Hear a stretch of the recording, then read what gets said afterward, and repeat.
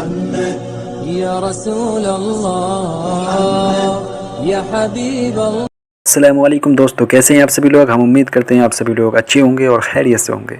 तो दोस्तों, आज की इस वीडियो में हम आपको 3 ऐसी बातें बताने जा रहे हैं जिनसे जिन आपके अंदर दाखिल होता है या आप पर हावी होता है। जी हाँ दोस्तों, जिन या जिन्नात एक ऐसा नाम है जिसके बारे में आपने ज़रूर सुना होगा, लेकिन ज़रूरी नहीं उन पर आपका यकीन हो, क्योंकि उनके बारे में हर किसी की राय अलग अलग है।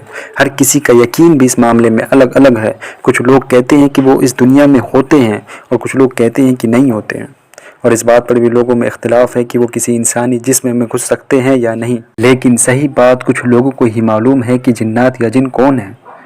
बहरहाल दोस्तों, लोगों की इस मामले में तो राय अलग अलग है, लेकिन जहाँ तक इस्लाम का ताल्लुक़ है तो वो जिन या जिन्नात के वजूद और असर को मानता है। और इसकी दलील कुरान में आपको कई जगह मिल जाएगी, जहाँ पर इंसानों के साथ जिन्नात का भी जिक्र किया गया है, और हदीस में भी इसका जिक्र मिलता है, जहाँ पर अल्लाह के रसूल हज़रत मोहम्मद मुस्तफ़ा सल्लल्लाहु अलैहि वसल्लम एक जिन की वादी पर गुजरे तो उनको इस्लाम की दावत भी दी।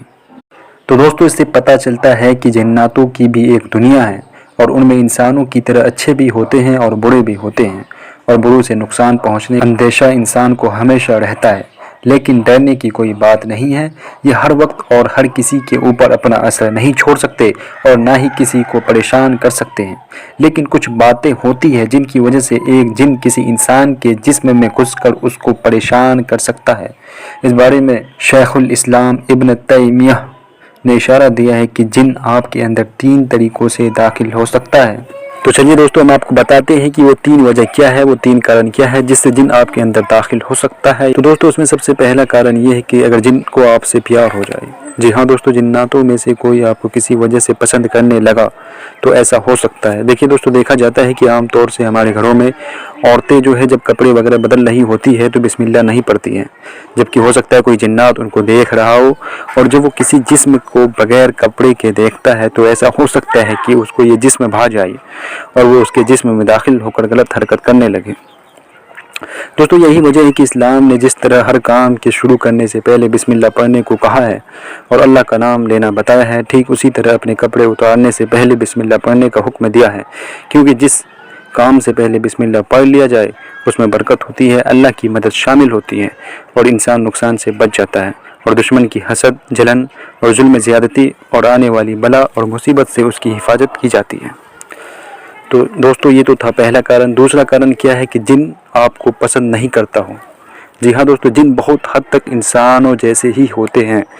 अगर किसी वजह से आपको पसंद कर सकते हैं तो मुमकिन है कि आपको नापसंद करने लगे, और अगर कोई किसी वजह से उनको नापसंद हो गया तो बदले की फिराक में वो नुकसान पहुंचाने और परेशान करने में हद कर देते हैं, और उनसे किसी भी किस्म की ज़्यादती की उम्मीद की जा सकती है। दोस्तों, तीसरा कारण, अनजाने में आपने जिनको नुकसान पहुंचाया। जी हाँ दोस्तों, हम लोग जिनों को अपनी आंखों से नहीं देख पाते हैं।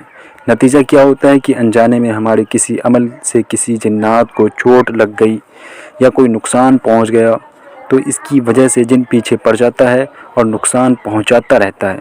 इसलिए फिर मैं वही बात कहूँगा कि किसी भी काम को करने से पहले बिस्मिल्लाह को ज़रूर पढ़ ले, ताकि इस तरह के नुकसान से बच सके।